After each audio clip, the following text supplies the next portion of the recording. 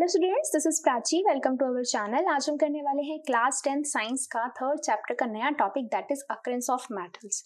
अगर अभी तक आप लोगों ने यहाँ तक के किसी भी टॉपिक की वीडियो मिस करी है तो आई सजेस्ट एक बार जरूर देख ले। उन सब का लिंक मैं डिस्क्रिप्शन बॉक्स में डाल दूंगी, आप वहाँ पर जाकर यहाँ तक के सारे टॉपिक्स कवर कर सकते हैं।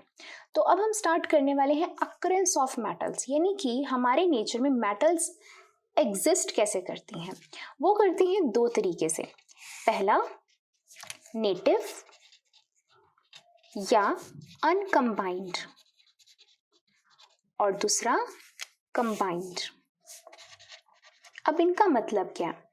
इनका मतलब ये है कि नेचर के अंदर या तो मेटल अकेले एग्जिस्ट करेगी, हाँ भाई मेटल है तो है, या फिर वो करेगी कंबाइंड में। कंबाइंड का मतलब कि अगर काफ़ी मेटल्स ऐसी रिएक्टिव होती हैं तो वो क्या करती हैं, अकेले नहीं बैठती, वो रिएक्ट करके फटाफट किसी और कंपाउंड को अपने साथ बिठा लेती हैं। ठीक है, तो मिलते कहाँ है ये सब मेटल्स? हमें कहाँ से मिलते हैं? अर्थ से मिलती हैं। ठीक है, अर्थ के अंदर कितने सारी चीज़ें हैं, अगर वो कोई मेटल रिएक्टिव होगी वो दूसरी चीज़ों के साथ रिएक्ट करके कंबाइंड फॉर्म बना लेगी। अगर वो मेटल रिएक्टिव नहीं होगी, अकेले रहना पसंद करेगी, नेटिव मतलब फ्री स्टेट में रहना पसंद करेगी, रिएक्टिव ही नहीं है, वो किसी से बात ही नहीं करती, तो क्या करेगी वो अनकम्बाइंड रहेगी, वो नेटिव रहेगी, अकेली रहेगी। अगेन ये क्या होती हैं? लेस रिएक्टिव या अनरिएक्टिव, जो रिएक्ट ही नहीं करती हैं दूसरों के साथ, वो मेटल्स। ये कौन सी होती हैं? जो अच्छा खासा रिएक्ट करती हैं, रिएक्टिव होती हैं। ठीक है, तो आपके लिए यहाँ पे मैंने रिएक्टिविटी सीरीज भी लिख दी है। इसका मतलब ये है कि ऊपर वाली जो है वो अच्छी खासी रिएक्टिव है और बीच वाली जो है वो मॉडरेट रिएक्टिव है और जो नीचे वाली हैं वो लीस्ट रिएक्टिव है, या आप कह सकते हो इस कैटेगरी के अंदर आएंगी। तो मैं इस कैटेगरी के कुछ एग्जाम्पल लिख देती हूँ और इस कैटेगरी के कुछ एग्जाम्पल लिख देती हूँ। तो गोल्ड और प्लैटिनम जो ऐसी रिएक्टिव हैं, जो ऐसी मेटल्स हैं जो बिल्कुल ही नेटिव फ्री स्टेट में हमें मिलती हैं नेचर के अंदर, और जो बहुत ज़्यादा रिएक्टिव हैं जैसे कि ये हो गया आपका पोटेशियम, ये हो गया आपका सोडियम, ये होती हैं रिएक्टिव जो हमेशा आपको कंबाइंड स्टेट में मिलती हैं। और यहाँ पे मैं इन दोनों की बात करूँ, सिल्वर और कॉपर की बात करूँ, इनका मन करता है तो कभी कभार हमें फ्री स्टेट में मिल जाती हैं, कभी कभार हमें कंबाइंड स्टेट में भी मिल जाती हैं। यहाँ मैं बार बार बोल रही हूँ combined state, combined state. Combined state का एक्चुअल में मतलब क्या? इसका मतलब ये है कि अर्थ के अंदर आपको मान लीजिए यहाँ कोई मेटल्स पड़ी हुई हैं, ठीक है, तो यहाँ पर क्या है, और भी दूसरे भी एलिमेंट्स हैं आसपास। हमें पता ही है अर्थ के अंदर कितने सारे एलिमेंट्स हमें मिलते हैं। ठीक है, तो वो क्या करती हैं, अगर रिएक्टिव होती हैं वो आसपास वालों के साथ ना रिएक्ट कर जाती हैं, रिएक्ट करके नई नई चीज़ें बना लेती हैं। अब उन नई नई चीज़ों को मैं क्या कहती हूँ? उन नई नई चीज़ों को मैं बोलती हूँ minerals.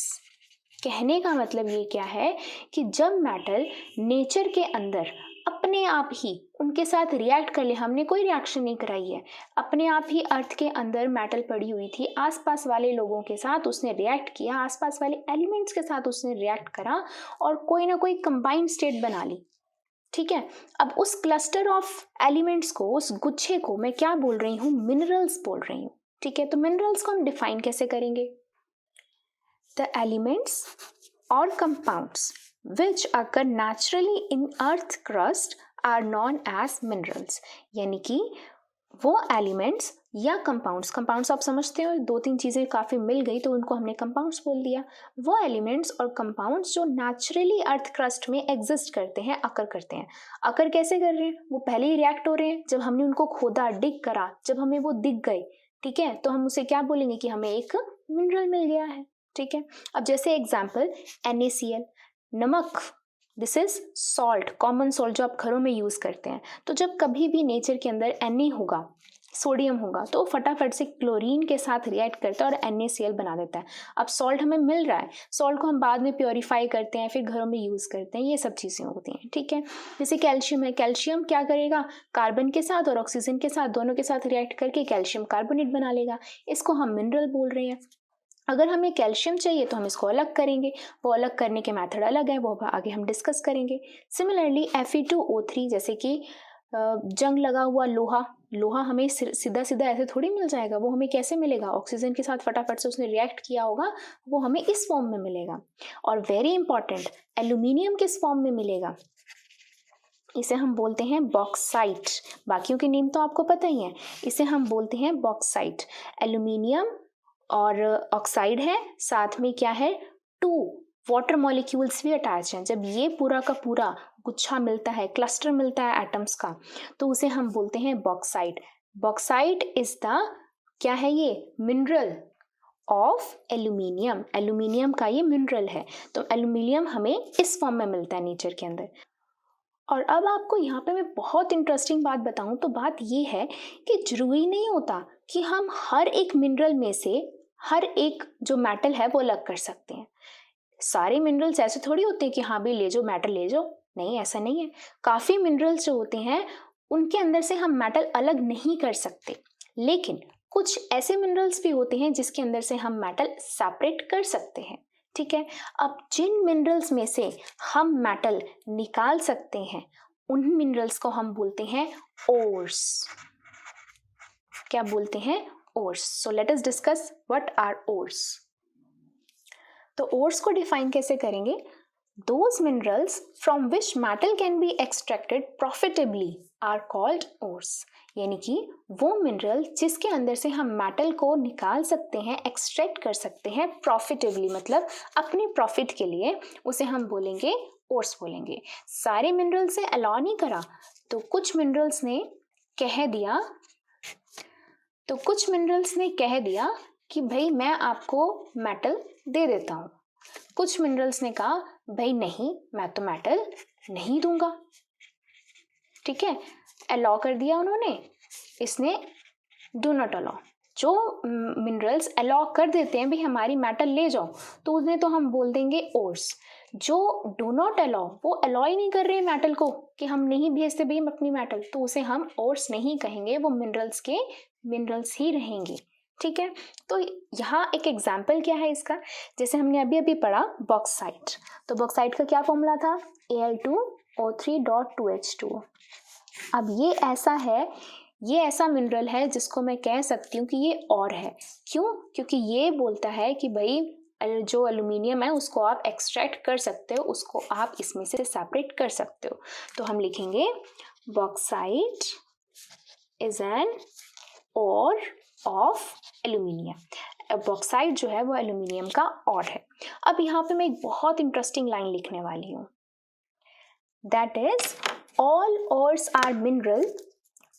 All ores are minerals. हर और जो है वो एक मिनरल है, लेकिन हर मिनरल जो है वो और नहीं है। मतलब क्या है, मिनरल से ही तो बना, और जो मिनरल अलाउ कर रहे थे भाई हाँ भी मेटल को एक्सट्रैक्ट कर लो, उन्हीं को तो हम और कह रहे थे, तो इस और को मैं मिनरल भी बोल सकती हूँ। लेकिन कुछ मिनरल्स जो अलाउ नहीं कर रहे थे उनको तो हम मिनरल ही कह रहे थे ना, तो ये मिनरल्स इनको हम और नहीं बोल सकते हैं, राइट। तो हम अब इतनी देर से बात कर रहे हैं कि इनमें से हम सेपरेट करते हैं, इनमें से हम एक्सट्रैक्ट करते हैं मेटल को, ओर्स में से हम एक्सट्रैक्ट करते हैं मेटल को, राइट। तो अब हम बात करेंगे एक्सट्रैक्ट कैसे किया जाता है। ठीक है, तो जो प्रोसेसेस मेटल को उसके ओर से बाहर निकालने के लिए, सेपरेट करने के लिए या एक्सट्रैक्ट करने के लिए जो प्रोसेसेस लगते हैं, उन प्रोसेसेस का नाम होता है, उसे हम बोलते हैं मेटलर्जी। क्या बोलते हैं, मेटलर्जी। तो डिफाइन करते हैं मेटलर्जी क्या होती है।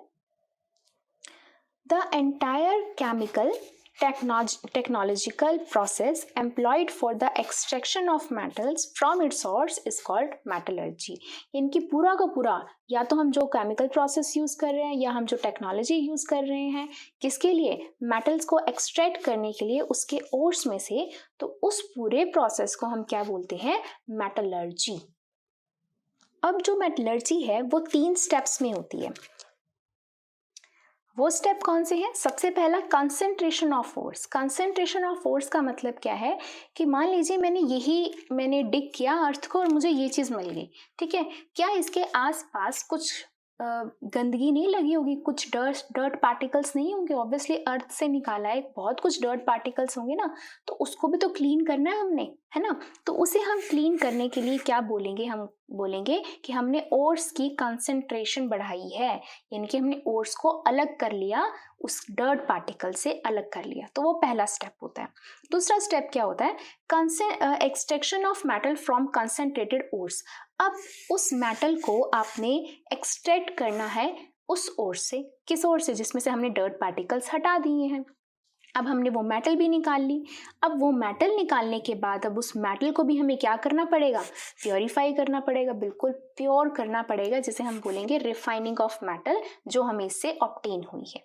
अब ये जो मेथड होता है ना, extraction of metal from concentrated ores, ये डिपेंड करता है, किस पे डिपेंड करता है, डिपेंड करता है नेचर ऑफ मेटल पे।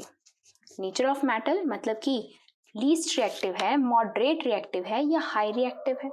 ठीक है, तो यहाँ पर इन तीनों स्टेप्स की हम बात करेंगे नेक्स्ट वीडियो में। So stay tune for the next video. Thank you.